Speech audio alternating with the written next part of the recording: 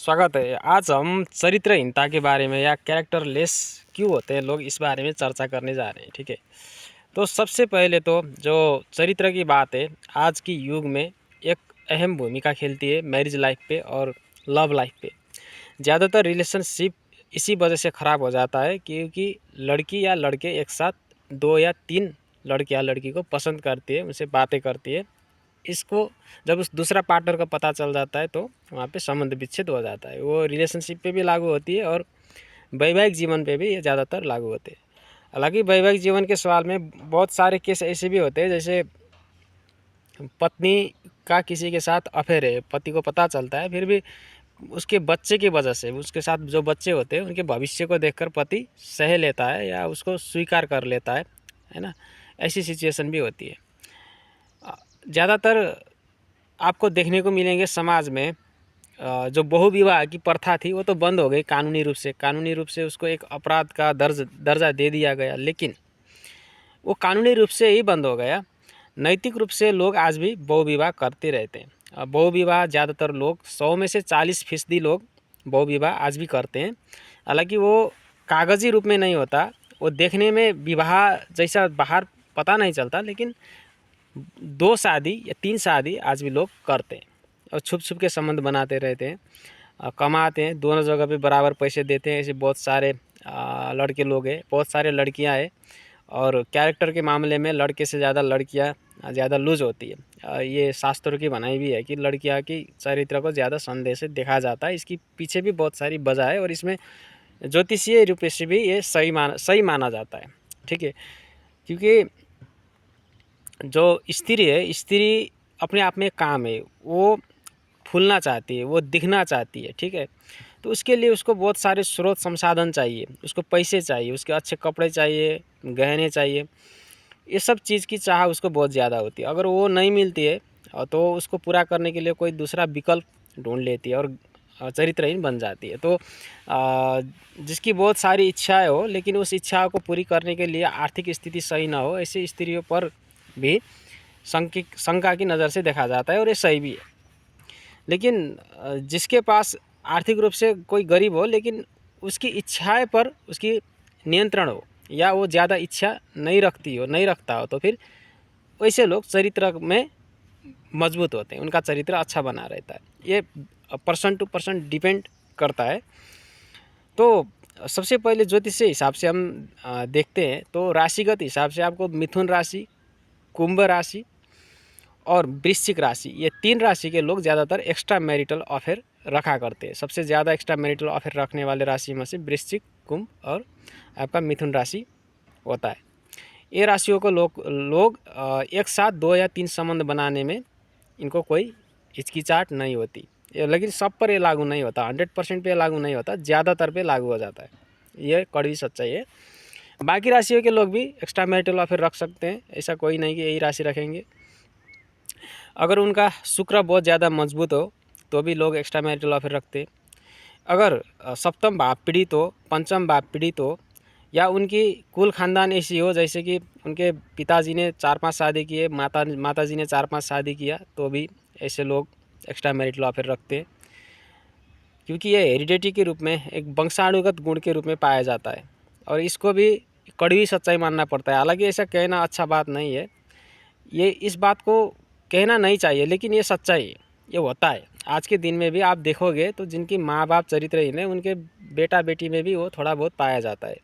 सब में नहीं, मैं 100% नहीं कहता, लेकिन ज़्यादातर में ऐसा पाया जाता है। और बहुत सारे लड़के लड़कियां ऐसे भी जिन्होंने अपने माँ बाप को चरित्रहीन होते हुए देखा है और उसके बाद उनको अपने इस टाइप के लोग से बहुत नफरत है उनके मन में, तो वो लोग चरित्रहीन नहीं होते। वो लोग ऐसे लोगों को नफरत करते हैं और ऐसे लोगों से दूर रहते हैं। ऐसे बहुत सारे बच्चे भी हैं जो अपने माँ से नफरत करते हैं, बाप से नफरत करते हैं, और ये स्वाभाविक है, वो सही है, उनकी जगह पे वो लोग सही है, क्योंकि उनको माँ बाप ने कुछ ऐसी हरकत किया था जिसकी वजह से उनको मानसिक रूप से बचपन में चोट पहुँची, युवा अवस्था में चोट पहुँची, उनको बहुत बड़ा दुख हुआ, तो वो घृणा के लायक है, उनके माँ बाप घृणा के ही लायक है, तो उनको घृणा करना भी चाहिए। ठीक है, ये गलत नहीं है। तो हमेशा माँ बाप सही होते हैं ऐसा भी नहीं है, और हमेशा बच्चा सही होता है ऐसा भी नहीं है। संसार है, संसार में कोई भी गलत हो सकता है। माँ बाप भगवान के रूप माना जाते हैं, लेकिन भगवान नहीं होते हैं, वो भी हमारे जैसे सामान्य मनुष्य होते हैं, लेकिन उनको हमको केयर करना चाहिए, क्योंकि हम उन्होंने हमारे प्रति कुछ कर्तव्य निभाए, तो हमें भी उनको देखना चाहिए बुढ़ापे में। ये एक लॉजिक बनती है। लेकिन अगर माँ बाप ही कैरेक्टरलेस हो तो फिर बच्चे का कोई ज़रूरत नहीं कि बच्चे उनके पीछे भागे, उनको देखभाल करे, इसका कोई ज़रूरत नहीं। उनको उनका किया हुआ कर्म का सज़ा भी मिलना चाहिए। अगर किया हुआ कर्म का सज़ा जो कैरेक्टरलेस पीपल है, जो कैरेक्टरलेस औरत है, कैरेक्टरलेस पुरुष है, अगर उनको कैरेक्टरलेस होने के बाद भी सम्मान मिलने लगे, इज्जत मिलने लगे या केयर मिलने लगे, सज़ा नहीं मिला, तो फिर दुनिया बिगड़ जाएगा। सज़ा की भी ज़रूरत है। सज़ा की व्यवस्था मनुष्य खुद नहीं करेगा तो प्रकृति कर लेगी। जैसे कोई कैरेक्टरलेस है, उसने एक्स्ट्रा मैरिटल अफेयर कर दिया, लेकिन मानो उसको परिवार को भी पता नहीं, पति को पत्नी को पता नहीं है, और वो सोचेगा कि भाई मैं बच गया, मैंने बहुत बड़ा गोल मारा, मैंने किसी को पता दिए बगैर मैंने ये कर दिया। उसके मन में ऐसा भाव चलता है, लेकिन प्रकृति उसको ऐसा दंड देती है, ऐसा चोट देती है कि वो सह नहीं पाता, वो चिल्लाता है। एक दिन ऐसा आ जाता है कि वो बहुत पछताता है और बहुत दुखी होता है, और दुख के पीछे के कारण क्या है खोड़ ढूंढते रहता है। तो कोई ना कोई उसको बता भी देता है कि तेरी कैरेक्टर ख़राब थी, इसलिए तेरे को इस प्रकार के दुख अभी या इस जन्म में मिल रहा है। तो कैरेक्टर बहुत ही आपको ऊंचा उठाने वाला चीज़ भी है और बहुत नीचा गिराने वाला चीज़ भी है। सब कुछ खोने के बाद प्राप्त हो सकती है, लेकिन एक बार आपका कैरेक्टर चरित्र खराब हो गया तो फिर दोबारा आपको चरित्र की प्राप्ति नहीं होती। इसलिए आपको ने चरित्र को अपने लंगोट पे लोगों को पक्का होना चाहिए। तो शादीशुदा ज़िंदगी भर के और लड़के लड़की दोनों को ईमानदार रहना चाहिए। वेश्यावृत्ति नहीं करनी चाहिए। जो करते हैं, जो ऐसे कॉम्बिनेशन लेके आते हैं, जैसे शुक्र मंगल अष्टम भाव पे राहु से दृष्ट है, राहु के साथ है, 12 भाव पे राहु से दृष्ट है, राहु के साथ है, शुक्र और राहु की युति है कुंडली में, हाथों में एक से ज़्यादा मैरिज लाइन है, एक से ज़्यादा रिलेशनशिप की लाइन बनी हुई है, हॉट लाइन पे जंजीर बना हुआ है, ठीक है, ऐसे लोग, और शुक्र पर्वत बहुत ऊंचा उठा हुआ है, तो ऐसे लोग जानबूझकर एक्स्ट्रा मैरिटल अफेयर रखते हैं, वेश्याओं से संबंध बनाते हैं, खुद वेश्या बन जाती है ना। बहुत सारे शादीशुदा औरत होती है जो खुद में वेश्या होती है ना। उनको देखने में तो लोग शादीशुदा लगते हैं, लेकिन उनको वो अंदर ही अंदर वेश्यावृत्ति करती है। ऐसे बहुत देखा जाता है समाज में, ठीक है। ये कड़वा सच है, सुनने में थोड़ा बुरा लगता है, लेकिन ये ऐसा ही है, हो रहा है, तो कहना भी चाहिए, क्योंकि इन पर चर्चा हो सके, इनके पीछे के कारण पर कुछ रिसर्च हो सके, और इनको कैसे कंट्रोल किया जाए, कैसे इस चीज़ को सुधारा जाए, इस पे कुछ काम हो सके, ताकि आने वाली समाज चरित्रवान रहे, अच्छी रहे, ठीक है। तो इस समाज के लिए इस पे चिंतन करना भी ज़रूरी है। तो अगर आप खुद अपनी कुंडली विश्लेषण करना चाहते हैं तो अपने सप्तम भाव को देखिए, पंचम भाव को देखिए, शुक्र की स्थिति को देखिए, शुक्र ग्रह की स्थिति कैसी है। तो इन पर पाप ग्रह की प्रभाव ज़्यादा है। फिर तो आप खुद भी कैरेक्टरलेस होंगे और आपका पार्टनर भी कैरेक्टरलेस हो जाता है, ठीक है। तो पहले ही आपको अगर ये बात पता चल गया तो आप इसमें कुछ काम कर सकते हैं, आप सचेत हो सकते हैं, आप इन चीज़ों से बच सकते हैं, कि आप ये जान सकते हैं कि मेरी किस्मत ही ऐसी है, ऐसे ऐसे लोगों से मेरा मिलना होगा, ऐसे लोग मेरे से आ सकते हैं, तो मेरे को उनसे दूर रहना चाहिए। ऐसे भाव अगर आपने मन में अपने डाल दिया, हनुमान चालीसा का पाठ प्रारंभ किया, अगर औरत है तो सावित्री का व्रत कथा ले लिया, तो फिर वो लोग इन सारे चीज़ों से बच सकते हैं, इन चीज़ों से वो लोग सुरक्षित रह सकते हैं, ठीक है।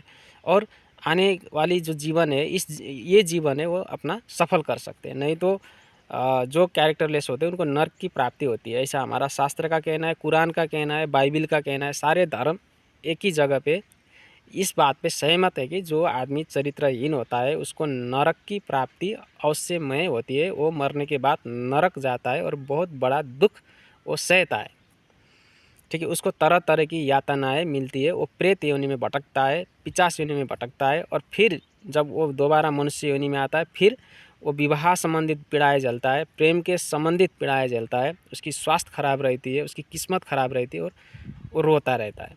तो इतनी बुरा फल, इतना बुरा सज़ा आपको इस बात का मिलता है, जिसे आज के लोग, आज के युवा पीढ़ी नॉर्मल समझते हैं ना।